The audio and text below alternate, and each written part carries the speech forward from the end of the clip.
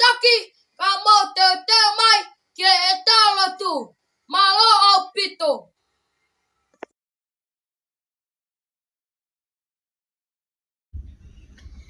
Koe himitta tau hivai. Koe whangea whanga fulumat taha. Oi himi.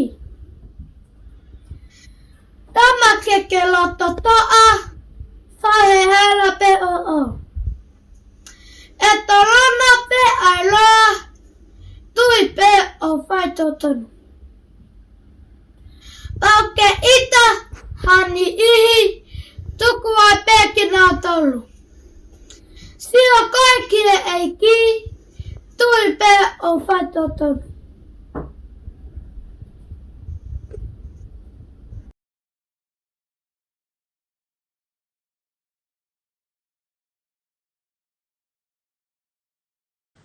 Koe whalawhala ki a pongpongini, koe kaletia wahenima, vesi ua ke ua tolu.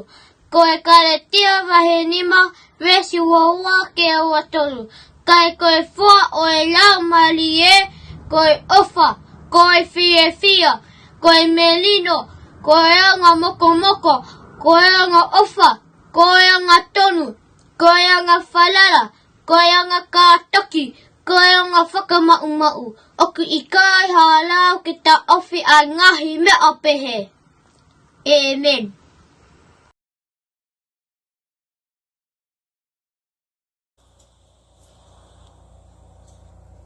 Teo ke tā lotu. O tua mafi, ma whakawhetai atu, ho whakemai ai a whakani. O ko ma whakamaro he ngailele ka tā pē, kua ke whaki mai. Ma whea, he mau ilo, ko ka apoto ma maumania. Whakemai ma poto ma mama ki e ma whenga ako. Tukani mai ki he matua, whai whatungi me api. Tapu ati mai e ma pura ako, Mr. Seva, ma awa tukani pule. Ma ka whai ako, whakataha moku ki matolu. Tataki ki matai haani, ma harata ngai me ani, ya sisu klasi, ko mau eiki, amen.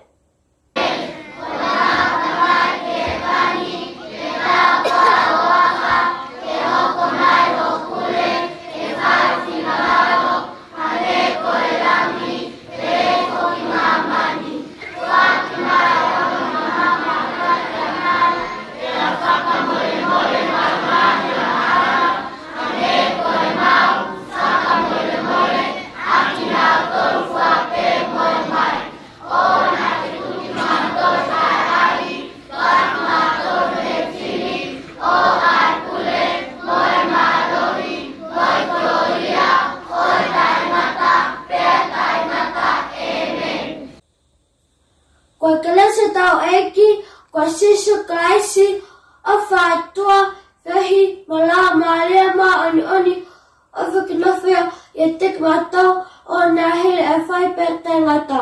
Amen.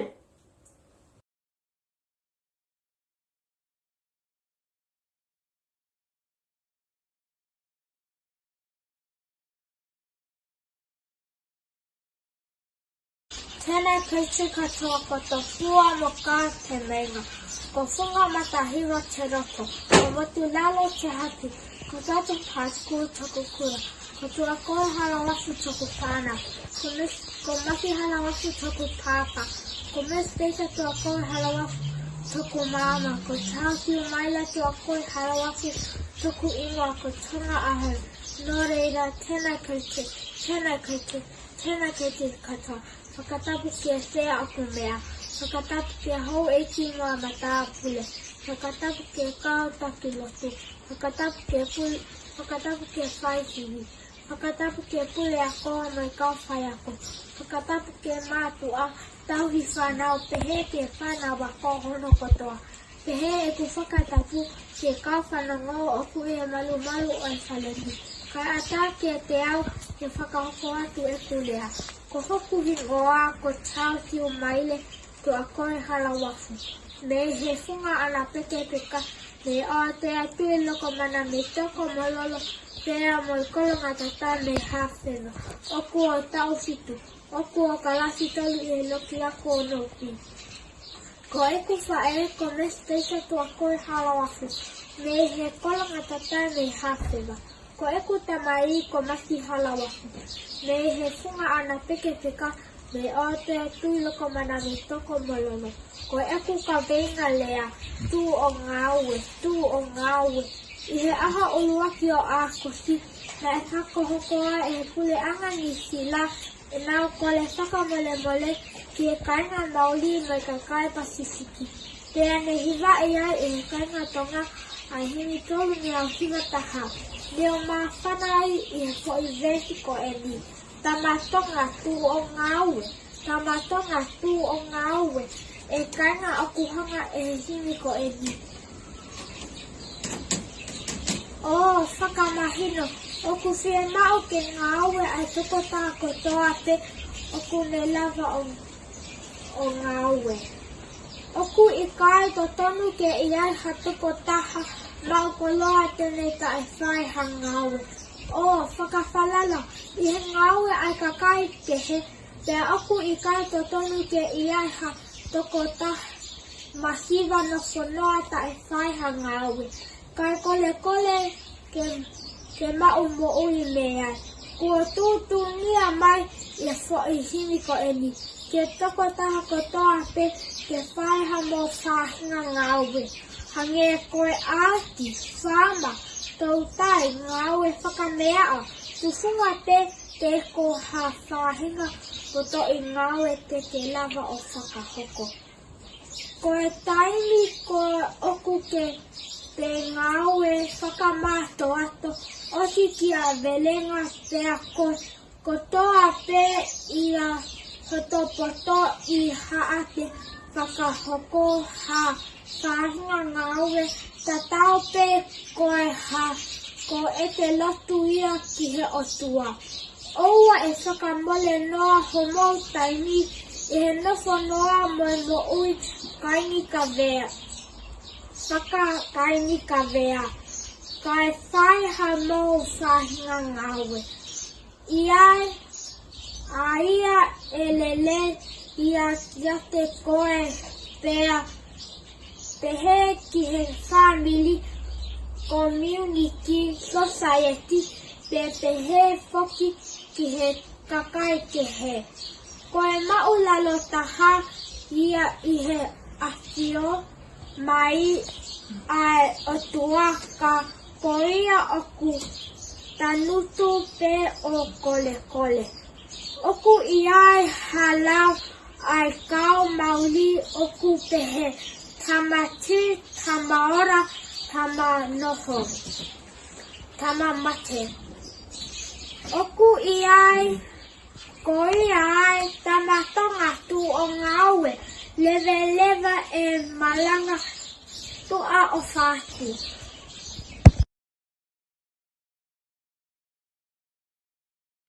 Whakatapu ki e sea o ko mea, whakatapu ki au eiki moha a mata pule, whakatapu ki e whai sivi, whakatapu ki e pule ako mo e ka whai ako, whakatapu ki e mātu a tauhi whanau pehe ki e whanau ako honoko toa. Pehe e ku whakatapu ki e ka whanongo o ku I he malu o e whaleni, kai a tā ki a te au ke o whakahoko atu e ku lea. Ko hoku hingoa ko lawinia tui tō wha a hea whunga wailahi wā moto. Ko eku lele mai me sia ko weiongo me kolomotua. Oku o ta'u fitu, oku o karasi tolu I loki onopi. Ko eku whae ko Sisilia he witonga holani wā moto. Ko ene lele mai me sia ko weiongo me kolomotua. Ko eku tamai ko kulasi wā moto. Ko ene lele mai me sia ko kafua me tawa.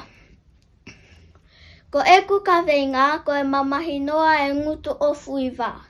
Ko e fuiwa ko e manupuna le o maali e pea ku hiwe hiwa taimi kotoa ka o ku I kai mau ha ane me a kai. uhinga ko taha aku malehono taimi whaahinga ngawe ka oku I kai mau haane mea maloa pito o whātu.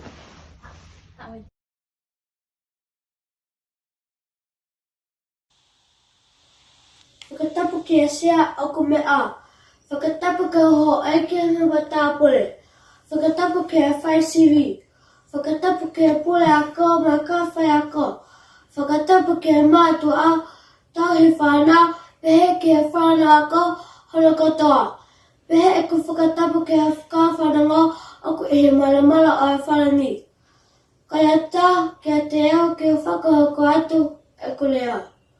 Ko hoku he ngoa ko whalahara mawhi Junior Pāngo. Me he wai kata ko mea me lau whanga haupai. Aku a tau whitu eni. Aku a kalasi talo eni I hiloke aka o na pi. Ko eko whae ko me lea me mawhi Pāngo. Me he whala asi kana kuparu mo e huu whangarupe wai ni. Ko eko tamai ko manaki Pāngo. Me he whae kata ko mea lo whanga haupai mai hosi tea fu amatu. Ko eko ka venga lea ko hale misi ke wawa. Hale misi ke wawa. Ko misi ko whanga ki manipuna ki. Ko ena mea kai marakataha e awawa. Pea ko ena hoku pe ena taimi kai. Aku nā puna ka atoa ki he wawa. Ko hana o he ngā wa ka kāta karahi. Ako holo pe kātoanga pēwhei tuu mana koa. Hanga ko whaholo ke api o ho eke he taimi whaloa. Pe holo ai kātala o api a tāhina whakawhaafa. Mahara e mai ka mo mea whalahara mawhi Junior Pāngo. Mahara apito.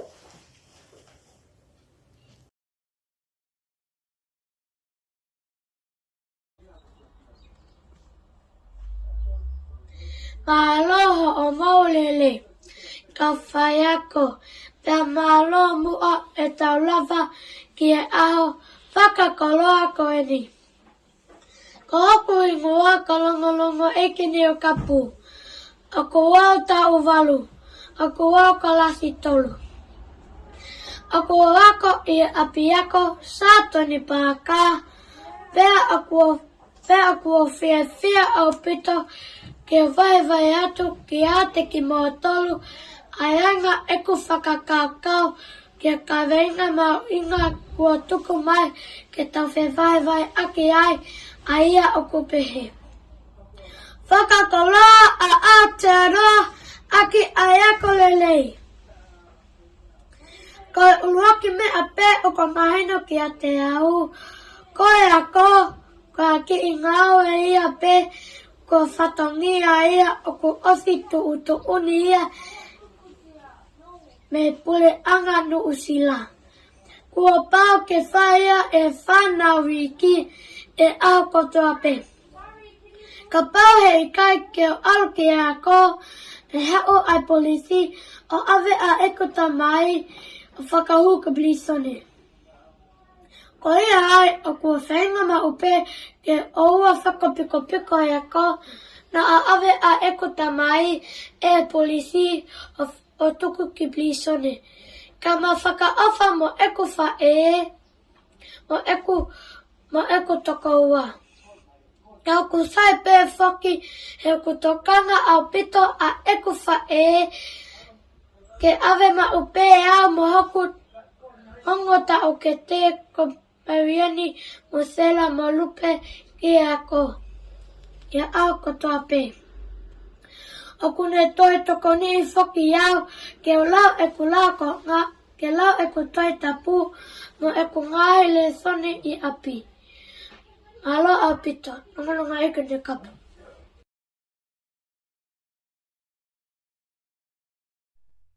Tuna.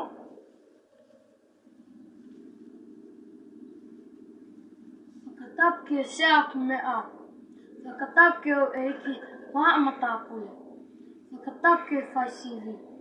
Whakatake pule ako. Muka whai ako. Whakatake mātua. Tauhi whānau. Pehe ki e whānau ako. Hono katoa. Pehe e ku whakatapu ki e kau whanongo. O ku ihe malu malu oi whaleni. Kai ataki a te au ki u whakaako atu e ku lea. Ko hoku ingo ako si one maa kai halatan. Ko e ku lele mai me he funga ana o ku. Pai ko tā pinga mo e lolo a halai walu. Ko hoku ta u walu eni. O ku okalasi tolu i e loki ono pi. Ko e ku whae e ko ona malia halatan. Ko ene lele mai me he funga ana o ku. Toaka ma a fumo e utulongoa a. Ko e ku tamai ko au sia halatan. Ko ene lele mai me he funga ana o ku. Pai ko tā pinga mo e whatawhata mā whana. Ko e ku kawe ngā ko e au tō e manu i toku. Ko toku u ko e ki i motu i he toke lau o wawau. Na e lata ki ai e whanga manu puna kekehe. Na e pehe ka puna ha manu o kumi me akai. Niongo ko e ha e mama o ene puna me toku u ka e iku pe o whoki ki ai. Uhi ngā ko whakalea ki hataha o ku alu ka iku pe o whoki ki hono tupu anga. O ku whaanga we aki ki he tonga no whamuli ko e hau pe e nau vai vai. Pea nau fie whoki pea nau tolu ki tonga. Ko e ku tāmua ki he ka hau ke u hoko wa whaiwhekau. Mā lo au pito o whātu.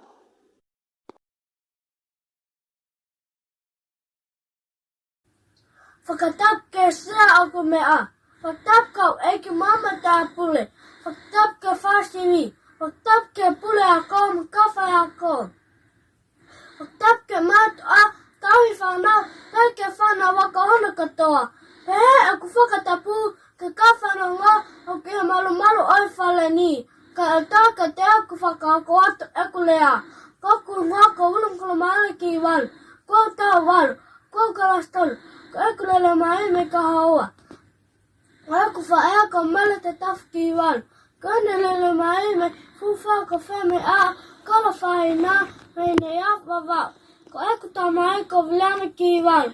Ko e lele mai me kala mai le funga ana uku me ka haua. Ka ai whai alau ke aku kawe ngā o ku hula hana huela me whakatonga o malama i e funga a te roa ko whai ka wheko la e wana i ngā ko tala anga o tawatonga. Whaka apa manu ngai o ngā ke atui o eiki mua taula eiki. Whai mo aki no whakai ngā whai o tanga wha ke whakamahino a tatu o ngā. Tala ai e talo te tō e whainga ke whakatatafu a hota ngā wha. Puke a whawula na mahi me a e aku ne whawhatu e te sete whono ngā.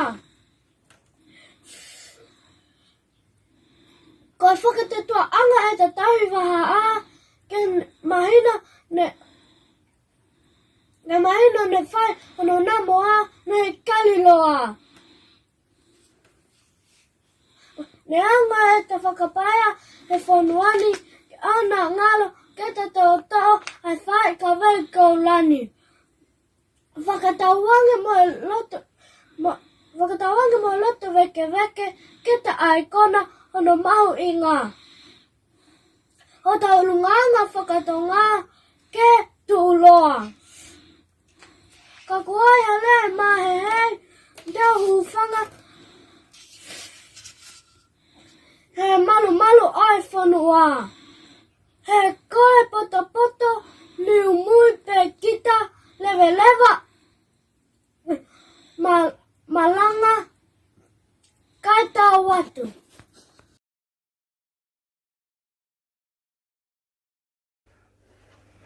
Koe mea na e puli, mo tai amane kina, ai hoko ai wike lea whakatonga, o e wafe wataha, O ku tau iha tuunga peheni I Aotearoa. O I kai lawai ke tau whea aki whakasino. O hange, koe mea ni tawanga maheni moia he ngahi tau kua mali watu.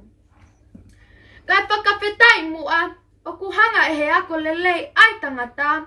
O whakawhehokotaki ki tau tolu I he ngalu o pe. O hange koia, o ku tau whemata aki whiewhia ai I he wikeni. Ko hoku whatongi a, ki whakawhawhonga I atu ai pule ako. Ongo tokoni pule ako. Moi ka whai ako ai api ako sātoni pāka. Pea moi ka whai ako ai uniti siaua. Ha whakamaloa lahi atu ke ngahi mātua ai loki onopi. Hono tokoni ai whanau ke whakakakato ai polo kalama oi ahoni. Whakamaloa lahi atu ke ateki mau tolu hono kotoa o ku mau whakawhainga malie. Ho mau taimi ka mau mamata mai ki e wike lea pakatonga ai api ako sātoni pāka. O kua tui, pe, koe osi a hatau hongo fulu mei heni. Kua mau lava ki whakamo o nii, a ka weinga o ku whakamamawhai I he wikeni.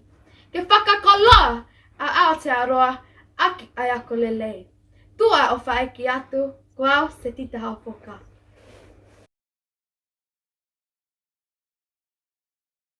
Bye.